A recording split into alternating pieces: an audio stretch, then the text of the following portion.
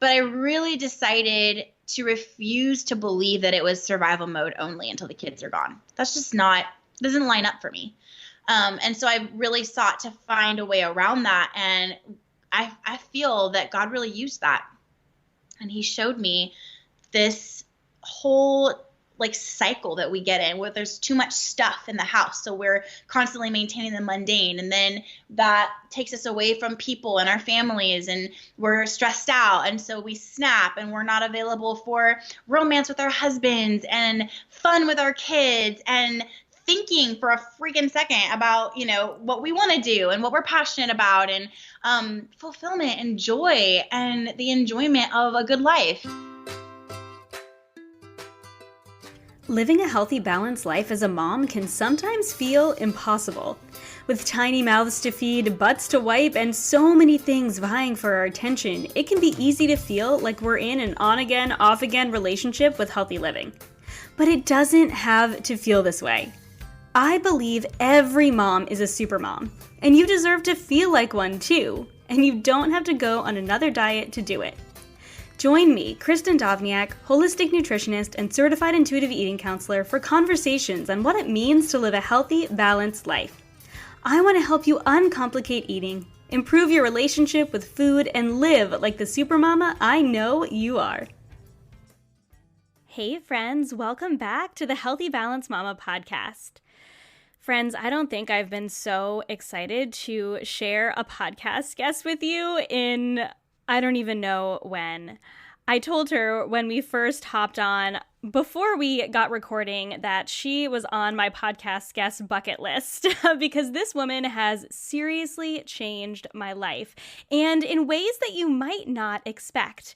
We talk a little bit about food and her journey with food, but we mostly talked about minimalism for moms and how decluttering our lives, changing our thought patterns, and really minimizing our schedule and finding balance in every area can really transform our lives as moms, as wives, as friends, our spiritual lives. It changes everything when we clear the clutter and we create space for the things that matter. So I am so excited for you to hear my conversation with Allie Casazza.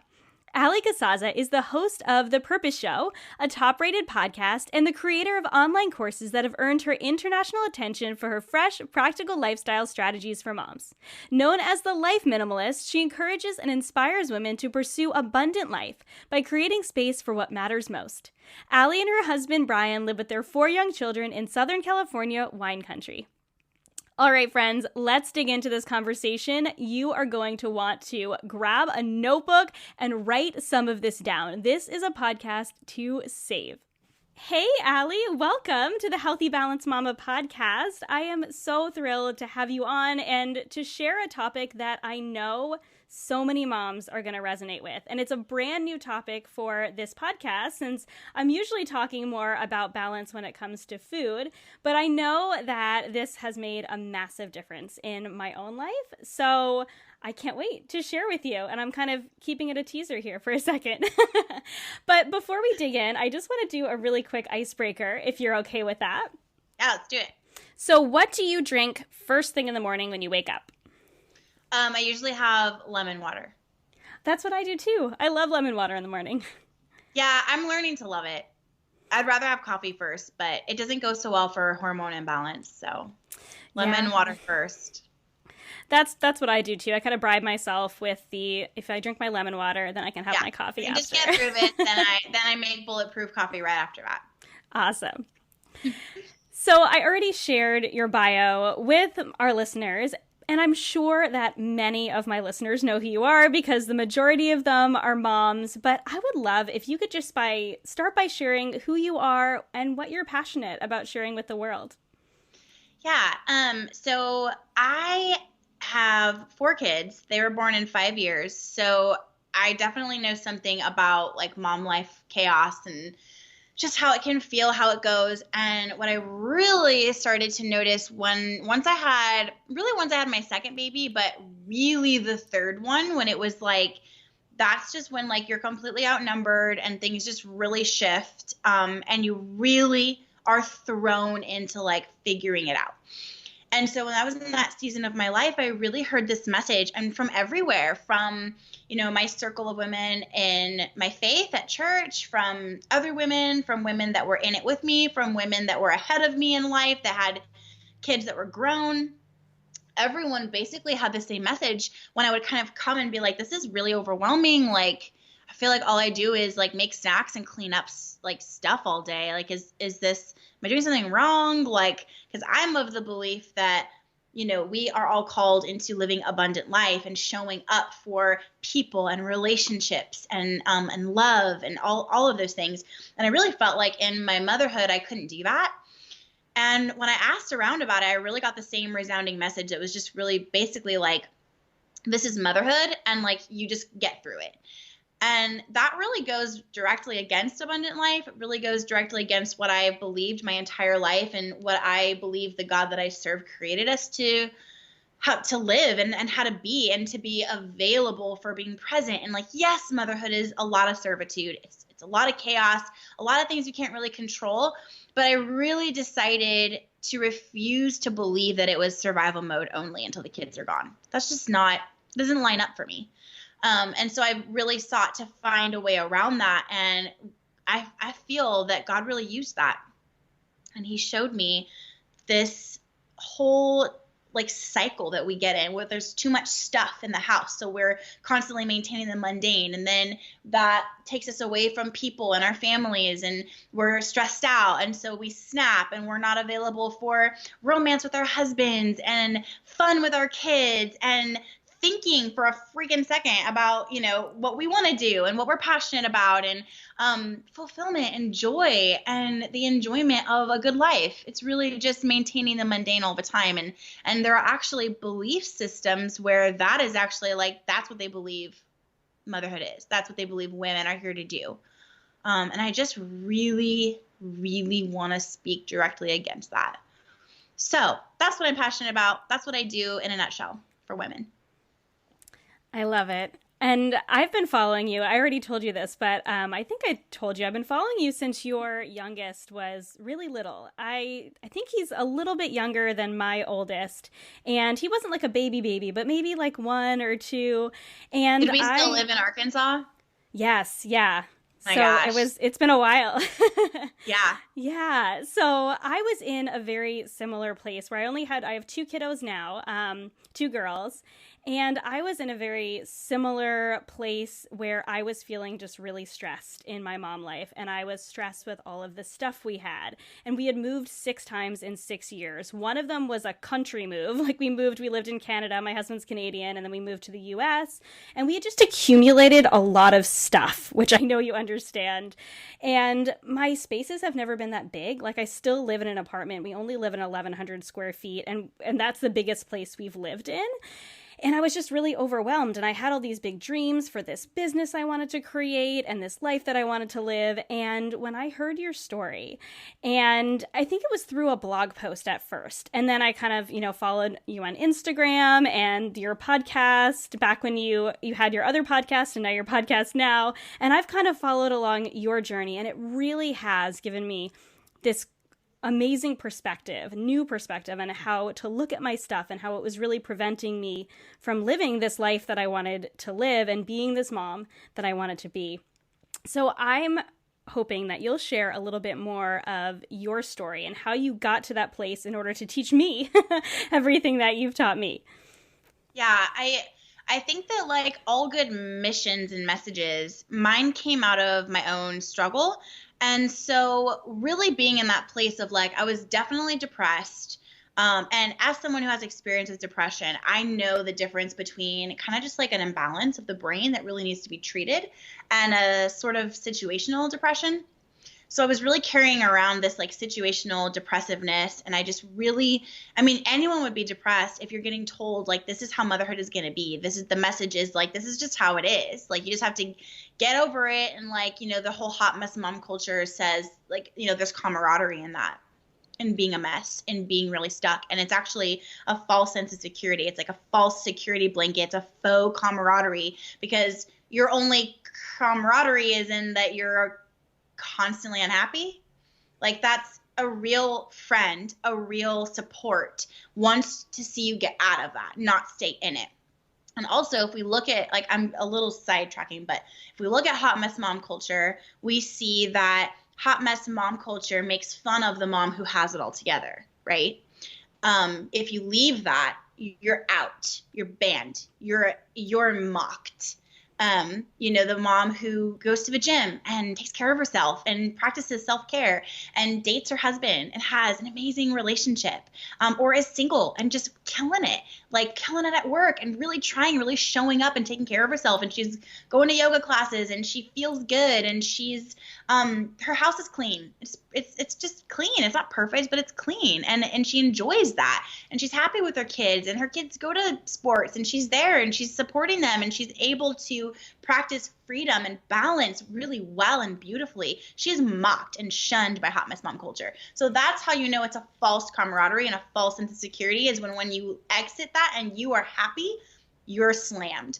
And so I think anyone, when you're stuck in that place of like, this is just how it is, and if you're not a part of this and you're out, anyone would get depressed. So I think it's no wonder that we see many, many mothers struggling with alcoholism, food addiction, and binge eating, and depression, and just misery. I mean, a lot of women have affairs, and there's just so much turmoil that comes from motherhood and the message that we get. So in seeing that and trying to get out of it, I was like, okay, I opened myself up and I just was like, God, I want to be used here. I want to learn the way out. And if you show it to me, I will teach it to the women that follow my blog, which I thought was like so famous. And there was like 300 followers. Like, I just thought it was like the biggest deal. And I was like, I will share this message. And God was probably just like, oh, just wait. But I asked for help, and I just opened myself up to that. And I always talk a lot about the power of thought.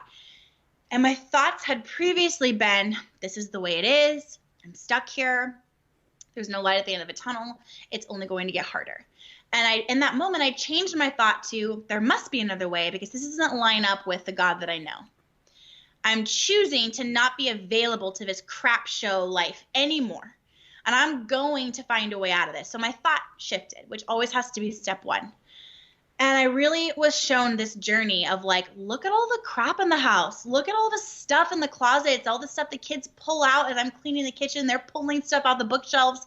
They're pulling stuff out of the closets. They're dumping their toys and sifting through piles of useless toys just to find the one or two special things they actually wanted to play with.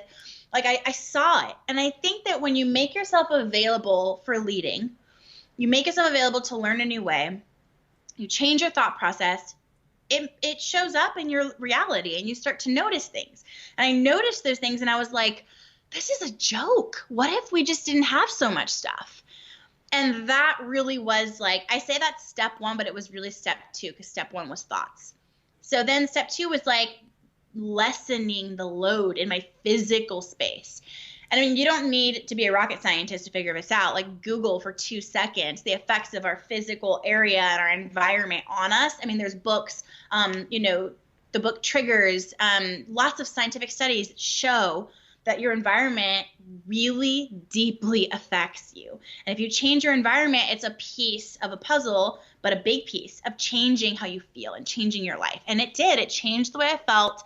My depression lifted, and I really stopped struggling with it so much. I mean, everything got lighter. My kids played better together. It's funny because I really noticed a difference in my marriage from decluttering my things. And I did not expect that, because how are the two correlated? I just didn't think that would happen. But we were really struggling, and we had actually separated for a few days at one point in that season of my life. Like, it was just really, if we had money, we would have split up. It was bad. And so my marriage really improved, and I wasn't even doing anything. Like, I was not trying. But I think it's because when you're not a stressed out basket case constantly, like, your relationships will improve, So instead of like my husband coming home from a really long day at work, 'cause at that point in our lives, he worked full time, overtime, crazy hours, and I was a stay-at-home mom. And he would come home, and I'd be like nagging and complaining, like, can't you help me? Don't you see that I need your help? This is ridiculous. Like, you live here too. We all know exactly what I'm talking about. those cycle conversations. And it really stopped. There was nothing to ask him for. There was nothing. And my husband is the sweetest, most generous, most helpful person on the planet. And we still had that problem. And so it was removed. It was obliterated. And our marriage increased and got better because I was feeling better. I was more energized. I felt happier. I felt like when I woke up in the morning, I didn't feel dread anymore. I felt excited. So really, in removing the physical clutter, that was one of the first steps to opening the door to this new life. And then, of course, that spills over into other areas and calendar and wellness and all these things. But that was really the first thing. So it became this sort of like crux of what I teach other women. And when I started to share that and share how I was feeling and the results I was seeing, and other women started, it caught fire. It really just caught fire. And now it's spread all over the world. It's so cool to hear your story, and you can see me nodding along here because I'm such a big believer that our thoughts dictate our actions, and it's science, right? It is, yeah. I feel like a lot of the time when I talk about this, just because people know that I come from like a Christian background and I believe in God and all these things, and they get weird about it. And it's like, there's nothing weird about saying that your thoughts dictate your actions. Like, the reality you have right now is because of the way you think and what you've decided. This is how it works. This is how it's going to work for me. Like, I mean, even in talking about business and money, I always talk about like the money you have, the success of your job, the success of your business is all because of like the thoughts you're thinking about those things and like what you've decided is true for you. And it's people get so like, oh, that's weird. That's woo woo. It's biblical. It's fact. It's science. Like, whatever you believe, you can find a way to, like, it all points to this. Like, our minds are so powerful. It's got to be the first thing. Yes. Yeah. And you know what? I think that relates so much to this idea of minimalism as kind of the world looks at it. Like, we oftentimes, or what I see a lot of is, you talk about, living a more minimalist mom life, but I think a lot of what we see around minimalism is just start by getting rid of the stuff and then go from there. And you do talk about getting rid of the stuff and how that's a really, really important part. But if you don't have that thought process there that, I need to actually change my actions, I need to change my life through changing my things, I hope this makes sense, then it doesn't stick, because it's really easy to take a couple of garbage bags out and get rid of the stuff. But until you shift that mindset of, I am going to live a different life, and this is just my first step towards that.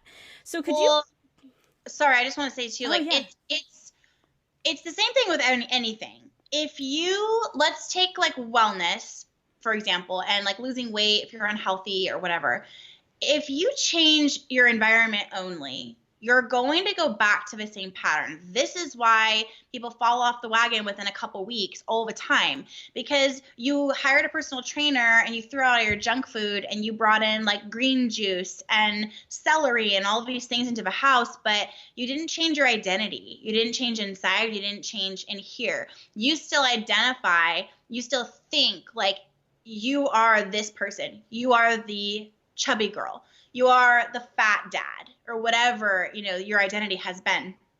And so with just changing the environment, it's empty. You're going to go back because you're always going to go back to your thoughts, right? That's always going to continue to show up.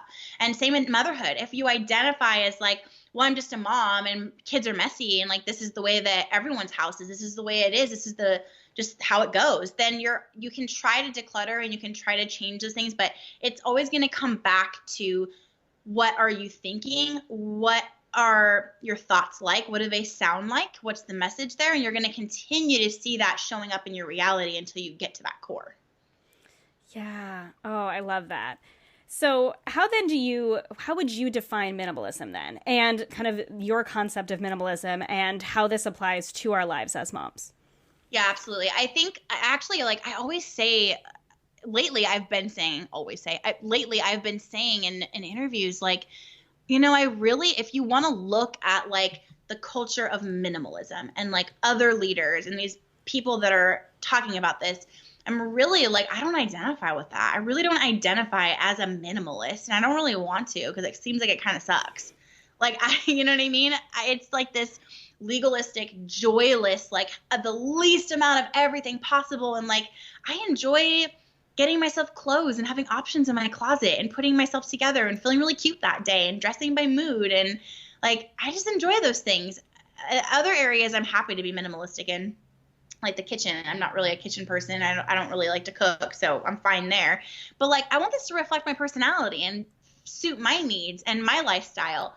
You know, if you live in a climate where you need a ton of snow gear, like typical minimalism would say, like, what's the least amount possible? Well, now you have the burden of like making sure those coats are always clean because now you have so little, like it's stressful. Like, have a ton of coats if you live in the friggin' snow. Like, it's okay.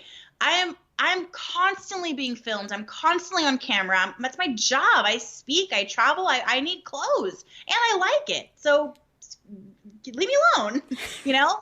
So like that suits my life. So for me, it's taking that idea of like less, simplicity, ease. You don't need all these options. There are things you just don't need that you're using as an excuse. You're hoarding all this stuff. You're overwhelmed. You don't want to make decisions about letting it go. So it just sits and stacks up. It's constantly coming in and there's no output. And whether we're talking about mentality or physical space or whatever, if there's constant incoming and no outgoing, you are going to have a problem. So for me, minimalism is about, I need to have some outgoing because I have incoming, because I have kids and there's constant incoming. There is somebody who's a really prominent minimalist leader, and they always say, if you have to repurge, you're doing it wrong. Okay, first of all, you have 0 kids. You're a bachelor and you're the worst. You have kids, there's papers and gifts and toys, and they go through clothes like crazy because they grow. Like, it's just not realistic. So for moms, we have to focus on like, okay, how can we simplify all the mail and the paperwork and just get it at bay, get it minimalistic? How can you have a minimalistic kitchen that suits your cooking style and your baking style and who you are in that room of your house? And same with your living room and your bedroom and your office, like, and your wardrobe, like, and your kids' stuff. Like, let's make it suit you so that you want to live this way. You're not wasting time on stuff that doesn't suit you, that you don't need, but you have what you need and you love that makes you happy to spend time in your space every day. Yeah, totally. And you know, it's funny. My past life, I was a chef. I love food and I like to cook. But over the years, over all of the moves that we've had, I have pared my kitchen down to next to nothing. And once in a while, I am like, oh man, I could really use 2 pots because I literally only have one. It's like one Le Creuset pot, and that's what we use to like cook soup, and we have like an Instant Pot and a slow cooker, and we have those things too. But if I want to do like chicken noodle soup, I literally need to cook the pasta and then I have to cook the soup separately because I have one pot, and I just refuse to buy another one because I really don't need it. Because how often we make chicken soup? Maybe once a month. It's not that big a deal. But for me, it's so much less stressful to not have cupboards filled with stuff. But at the same time, when I tried to minimize my closet to next to nothing, that actually stressed me out. And even though, you know, a lot of what I do, I'm working from home. I need a lot of shirts because I'm usually like shirt down. I'm like yoga pants on the bottom and like nice shirt on the top. But I was very similar in that. So I love that your mindset is like, it doesn't need to look one certain way. It just needs to be the right way for you and minimize in the right areas for you. Yeah. And I think it's also about like, what are you willing to do? Because the fact is, what takes up your space will by nature also take up time from you. So for me, like, I'm not stupid. I fully realize that my wardrobe being like, you know, it's not larger than the typical woman, but it's larger than the typical minimalist, right?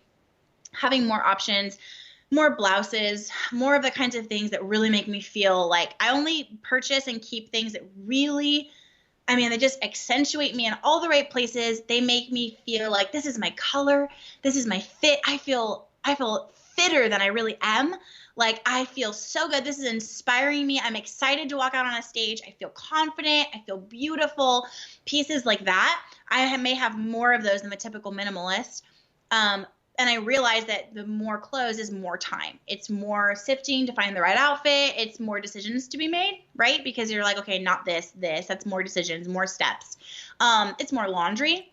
That's okay with me because that is my personality. And that is like, yes, that is worth it. And it's not overboard. I don't have too many jeans. I don't have like 50 pairs of jeans and like 1,000 shirts. And I'm like, oh, but this is my version of minimalism. Like, you can't kid yourself, right? You got to be realistic and know this is serving me. I wear these things. These have not been sitting here unused for a really long time.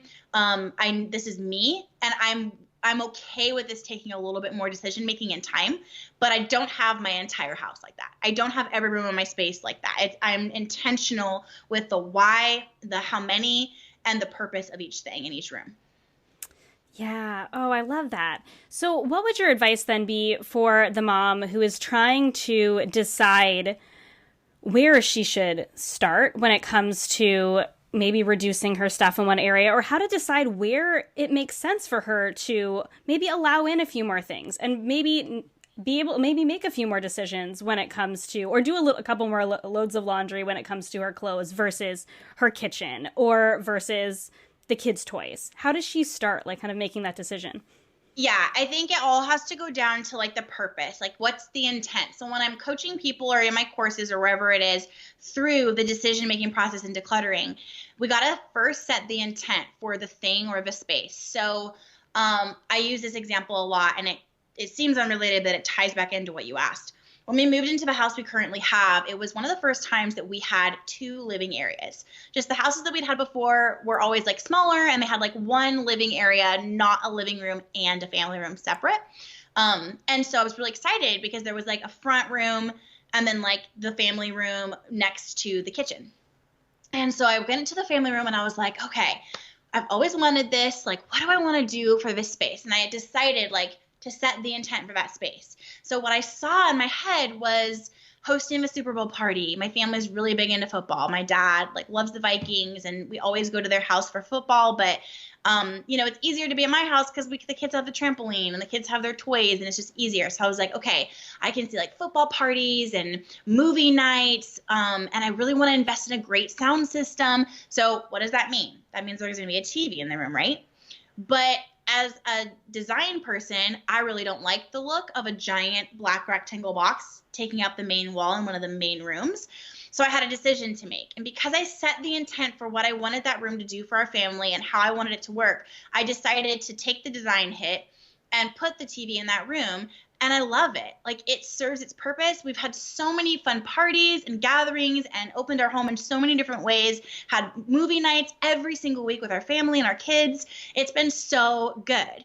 But I would have struggled with that decision if I hadn't set the intent. So you got to know yourself and know the intent. So for me, going back to the wardrobe, it's part of my personality. Like, I wanted to go into fashion when I was young. It's part of my personality to enjoy getting dressed and enjoy purchasing quality pieces that really light me up and make me feel beautiful.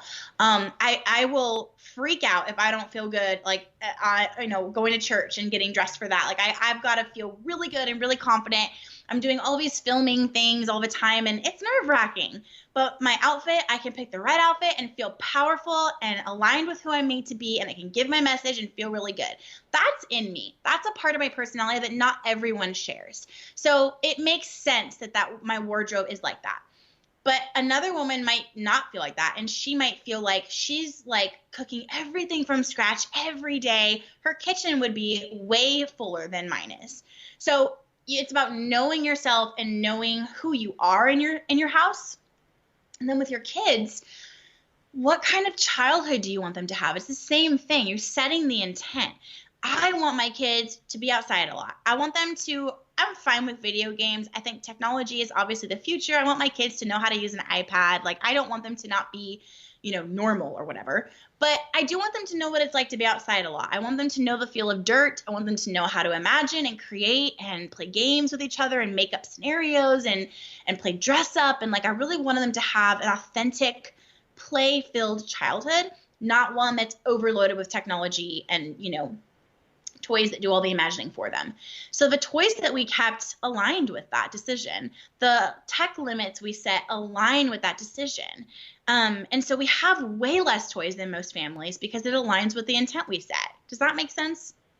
Oh, it totally does. And as you're saying all this, I'm thinking of so much about when I work with clients and I talk to them about making decisions around food. What it goes back to over and over is making choices based on the things that you value, how you want to feel, and how you want to show up in your life, which is sometimes making the choice to eat the kale salad and sometimes making the choice to eat the cookie. And it's just, what are you valuing in this moment for in this purpose? And so I'm just thinking of that as you're talking about the different rooms in your house. It all kind of applies, right? It's really that going back to those thoughts and those intentions and that purpose behind it. So it's like what's worth it to you. Like the wardrobe is worth it to me. Having extra objects in the kitchen is not worth it to me. Going out to dinner with my girlfriends and they're all like, ordering dessert and I just like really don't feel it's like not worth it. Of course it would taste good, but it's just one of those times where you're not like, yes.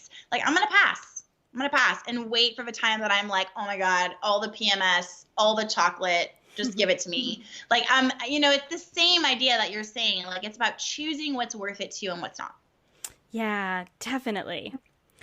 So I kind of want to circle back. We've talked about this a lot, but for the mom who just sort of feels stressed just with everything in her life, and maybe she's been kind of trying here and there to get rid of some of her stuff, how can this kind of minimalist view, and I'm using the word minimalist, but I don't know the best word to use. I use it. Yeah, I use it because it is what it is. We can make it what we want it to be, but there's really no other word unless you want to say simplicity a million times.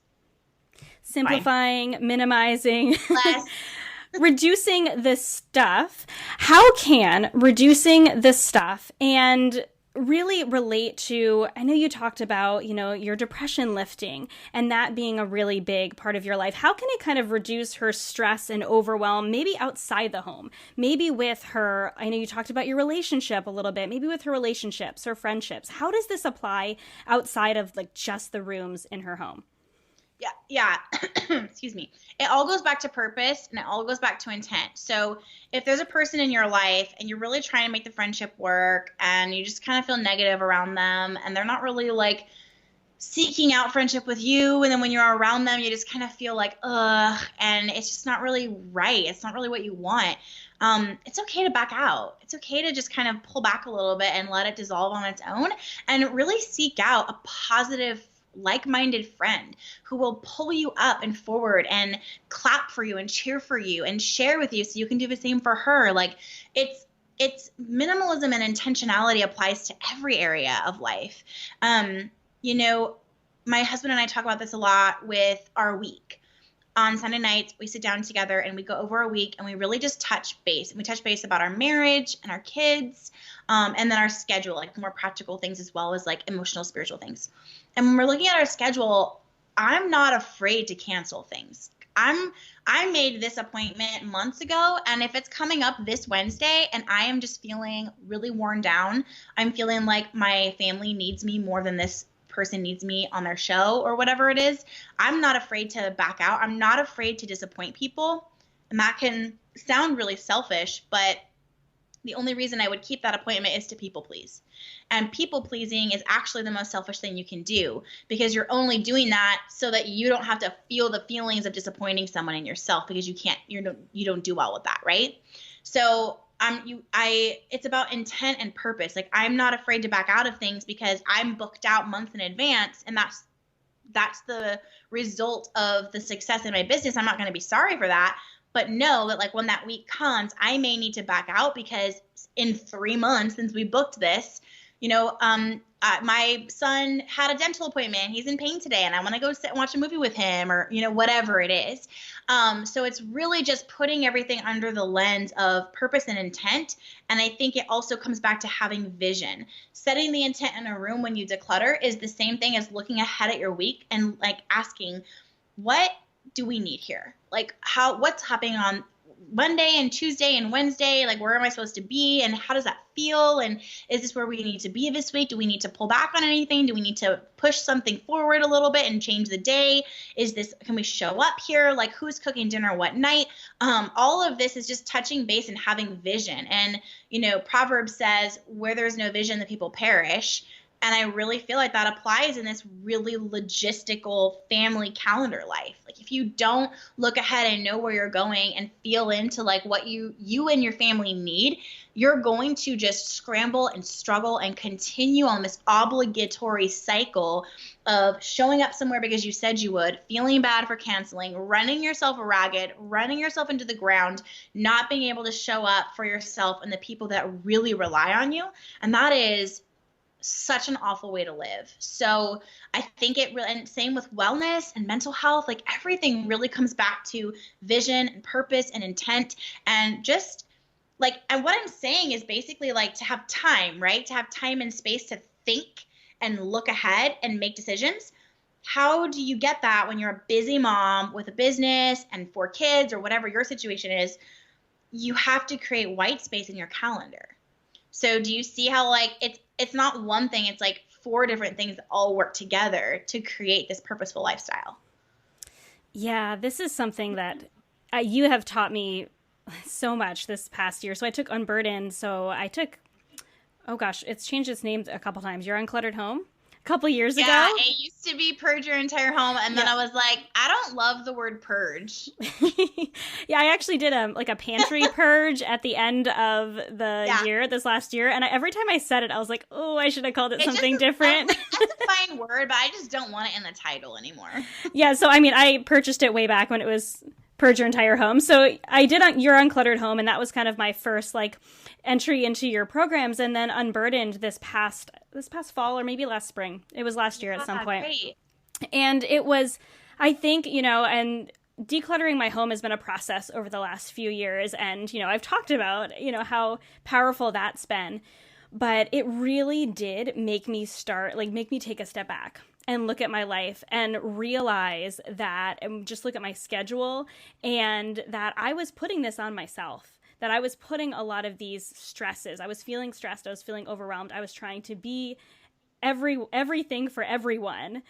And I was trying to show up at all the things. And then I wasn't giving back to my family. And then I started getting sick more often. And I was like, why is all this happening? I'm just trying to do good for everyone. And I realized that, if I just took a step back from some of these things and actually said no to some of the things that weren't serving me, then I could show up as the best version of myself for the things that were the most important. And so I think that's been so powerful. So what you just said, I'm like, nodding my head and amening over here, because I think so many women need to hear that it is okay to say no. It is okay to take a step back. Yeah. And it's hard. I won't say it's hard, because that's a decision. You can say something is hard and then you make it hard, and now you're thinking it's hard, and so it's hard. But it is complicated sometimes when this is normal. Like being too busy is normal. Literally every week I notice a conversation, whether I'm like eavesdropping at a coffee shop or someone's talking to me, it's like this busy badge of honor. Like, oh my God, the kids have karate tonight, and I have to take her to horse lessons, and we have baseball the next night. Like, when are we gonna have to drive through? Like, I can't even, oh my gosh, I can't remember the last time I showered. Like, I'm just like so busy. And we all do it. And that's another example of hot mess mom culture, by the way. But it's like this warrior badge. Like, how busy are you? And saying like I just had this happen. A really great friend, asked me to come on and do an interview for his show. And he asked it on a day, and I had nothing on my calendar. But I had nothing on my calendar on purpose. So I said, I can't, well, that's a lie. I started to text, sure, I could do that day. And then I deleted the text, and I was like, I'm sorry, that day doesn't work for me, but I can do the 12th. And then that didn't work for him, and it ended up like I can't do it. And I could choose to feel guilty about that, but I intentionally left that day in my calendar. And guess what happens on those nothing days? My brain turns on. I'm creative. I get business ideas. I pray a lot. I go for a walk with my kids. I take them to the park. We go out for ice cream. I don't cook. I don't do anything. We eat out. We enjoy our time, and I just have space. And if I don't have space, people that work for me won't have jobs. My business won't keep going. Like, I will lose it. I will get into a mental rut. I will get depressed because I know myself and I know my tendencies. I need that space. And so I think it's very abnormal to protect our time and protect our space, especially for women and even more especially for mothers. Yeah, it's so true. And I know I have this conversation with friends all the time. And, for a long time, I was the one who was going, just take time off, take a day off. And I wasn't practicing what I preached. I really wasn't. Same. I thought I was. I would half a day off. And the past few months, my husband and I we've been trying to be really intentional about having like a full Sabbath where we literally don't do anything. If I do anything, it's making like a pizza crust so we can have pizza and movie night. Yeah, and as a because family. you feel like it. Yes, like that's the thing. Like sometimes I feel like I'll be on a nothing day and I'm like, you know what? I just got the best idea for an email for my audience and I really feel inspired to write it. It doesn't mean like I can't touch the laptop or I can't go in the kitchen and cook. Like sometimes I feel like cooking a huge stew from scratch. Sometimes I feel like writing that email. Sometimes I feel like working out. But the thing is that nothing was on my calendar or my to-do list, and I protected that time. And it is a really good feeling. It's magical what happens to you when you get to feel into what you want to do that day. And you know what? Sometimes it's a cold, hard, nothing day. I'm on the couch. I'm letting the kids play video games. I'm watching The Office on Netflix. Like, I am out of the office. It's about making space for what you need that day. And everyone's always asking me, because we're in a productivity culture, how do you do so much? How do you create so much content? How do you do this with your kids and the business? And it's that I have deliberate times where I do literally nothing. The nothing leverages the something. Yeah, and it all comes back to that you created that space both in your calendar, but then you also have that space in your home, so you're not spending that day off just cleaning up. Because I know that is something that I struggled with for a really long time. I'm like, oh, it's my day off, except I'm going to spend the entire day like cleaning up all the toys. And we've minimized a ton of the toys this past year as just one of those things. And my kids are still young. We're trying to teach them how to actually put things away. My 6-year-old is good. My 2-year-old, it's a little bit harder. But sure. Yeah, I think that it really does, circle back to you create the space in your home, you create this space in your calendar, and then you can really live this really beautiful life. Yep, absolutely. So I know just through kind of following you on your podcast that you've had some health struggles and some revelations of your own. So I'm wondering if you'd share a little bit how this practice of living a more minimal, simplified life has helped you navigate your health and find kind of your own balance and all that. Yeah, totally. I really learned how to bring simplicity into every area of my life, and even areas that feel kind of like it doesn't belong. Like it's kind of silly to think about that. And it always belongs. Like I'll always find a way that like, oh, this worked for me. And in terms of health, like I've always struggled with my hormones. I have PCOS. And it's just hormone stuff like skin and skin cystic acne and just like confidence killing issues that just really suck. And one of the main things is like cravings and just like wanting to eat greasy, junky food and kind of feeling like crap all the time. So you're just like, screw it. I'll just go get that cheeseburger. Like just kind of like a chronic adult life of all of those things and those thoughts and those patterns. And then also feeling like with hormone imbalance, it's difficult for me to lose weight. And so kind of feeling like, what's the point? And then you go into like, okay, you get fed up, right? We have this pendulum that we go back and forth on like, screw it, whatever. And then you swing way back to like, I'm done. I want to feel better. Summer's coming. And you go up, down the diet path, right? It's ridiculous. And you go over there and it's like, here's the magic way to balance your hormones and lose weight. Here's all of these like keto, paleo, all of these things. And it's like, I really was like, what if I brought simplicity into this? Like, what if I brought minimalism into this process? We all know what to do. if you will really like love your body as it is right this moment with all of its lumps and scars and bruises and saggy parts or whatever's going on for you, even the hormone imbalance, like I really learned to love and accept myself and bring minimalism into my wellness journey. I know to drink more water. I know that there's benefits to lemon water in the morning. I know to cut my caffeine a little bit.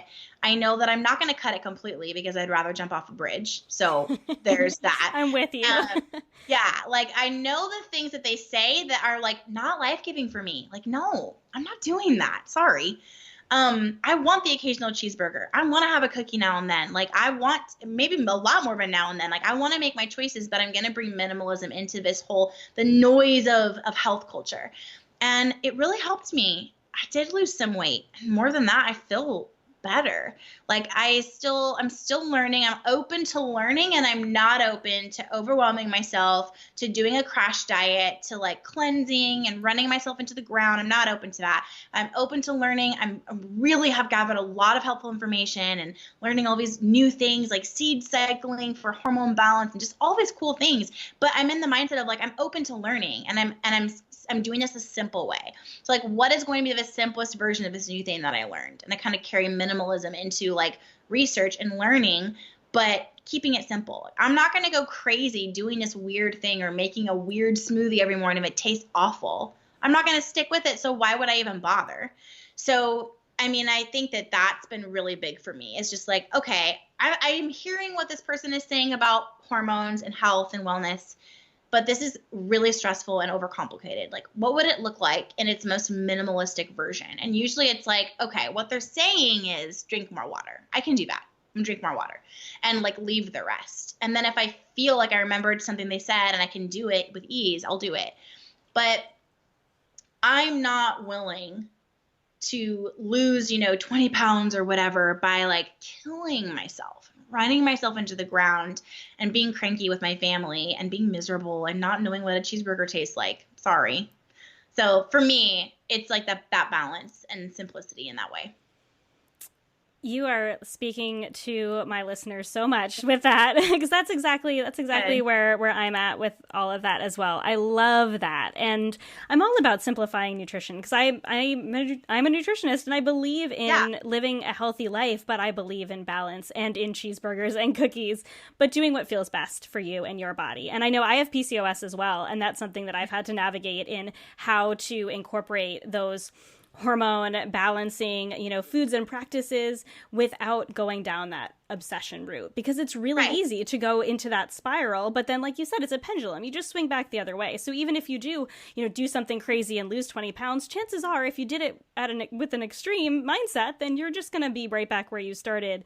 And that affects every area of your life too. I think when you don't feel good, it's hard to put forth the effort to make these changes when it even comes to decluttering your house and moving forward and creating space in your life. And I think it all really does kind of relate to living this fully balanced life. Yeah, absolutely. And I think too, it goes back to your mentality. Like if I identify as a person that's just like, well, I have this hormone disorder and I'm just always going to be the chubby one, I'm always going to struggle, then like, that's what I'm going to get. But I've decided that like, you know what, just like business and making money and having success and being a mom, I've chosen that gets to be easy for me. Like I refuse for it to be difficult. I refuse to chase success. Like it just comes to me because it's my birthright, because I'm a child of the king and I get to have that. And so same with eating. Like I got cheese fries the other night from In-N-Out because it sounded really good. And then the next night I wanted them again and I didn't. I was like, no, I'm good. I'm just going to go make myself a smoothie. Like it's just about balance and what is worth it to you. And like this gets to be easy. I get to figure out my health journey without running myself into the ground. And I get to feel good in my body, and maybe I'll lose weight and maybe I won't, but I get to be healthy and I get to make that choice for myself. So it's changing yourself at a thought level, not just an environment level like we talked about. Yeah. Oh, I love that it's all about choice. It really is. With everything, we get to choose how we feel. We get to choose how we show up. I love that. Yeah. So if the mom is listening, and I'm just saying moms because we have some listeners who aren't moms, but the vast majority of them are moms. And she's like, okay, this is it, because this was amazing. This is what I need. Where do you recommend she starts? Like, what is her first step other than going and buying your course, which they should do. But what is there when it's available, I guess? But where do they start? I would say the first step is working through your thoughts. So with this, you need to identify what are the limiting thoughts that are keeping you from growing right now in your life. What do you believe about motherhood? What's showing up in your life as a pattern and a problem that you don't like? What are the thoughts you have about that? And then just get them out and look at them and distance yourself from them and realize I can go a different way. And then go to the website, it's alliecasazza.com, and get yourself the Clear the Clutter Starter Kit. It's been downloaded over 200,000 times. It's really popular.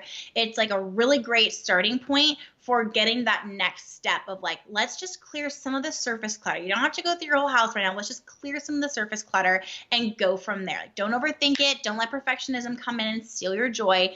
Just write down your limiting thoughts. Go and take one action step to get away from that old life, and then go from there. The next step will make itself known to you for sure. Yeah, so good.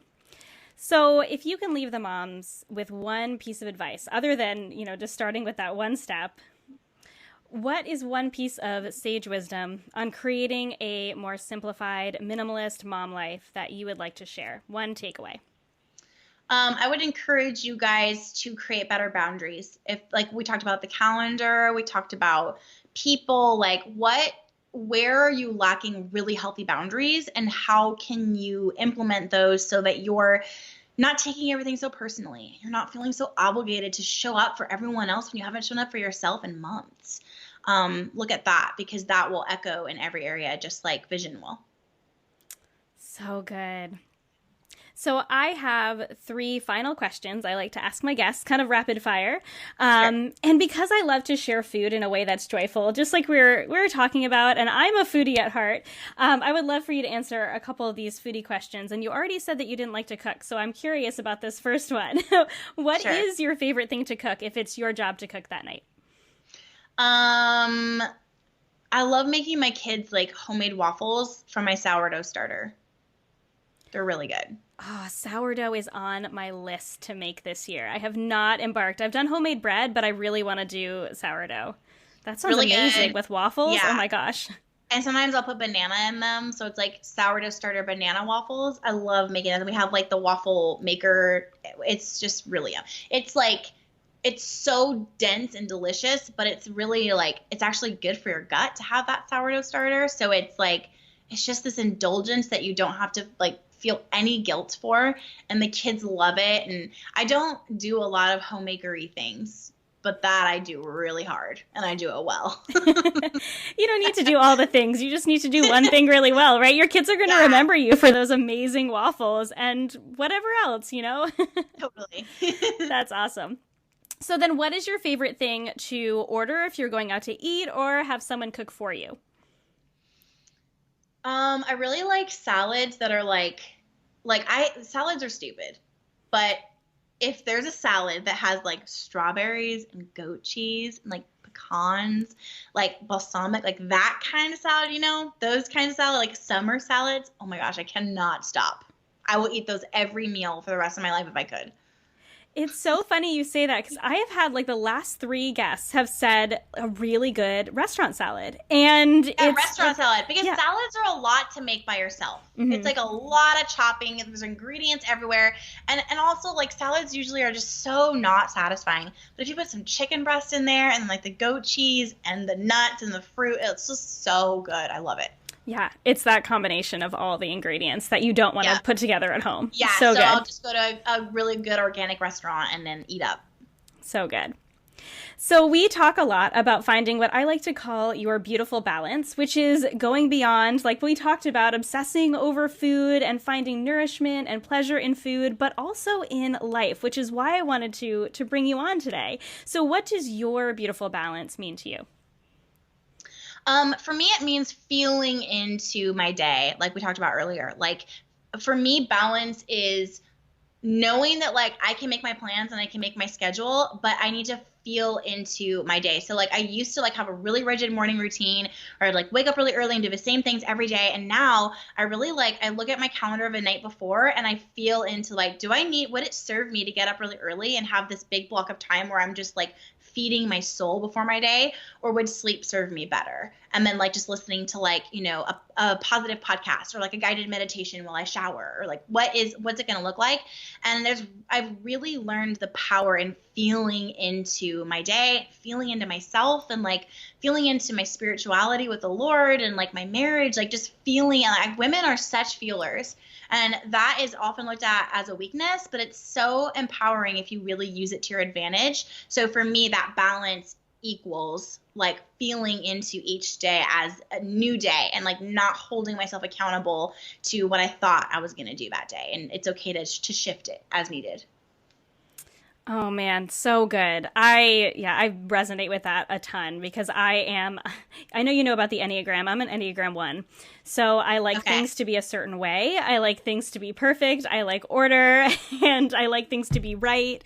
And it's like I'm using like quotations. Superpower and your downfall. Yeah. So I have a hard time. I'm really good at intuitive eating. I'm not so good at intuitive living. And that's something that I've had to really learn a lot. And you've been a huge help in that. So I really appreciate your teaching and everything that you bring to the world. So could you? Thank you. Oh, you're welcome. I'm so happy to have had you on. I'm just wondering if you can kind of share with my listeners where they can find you, and what's on the horizon in the world of Allie Casazza.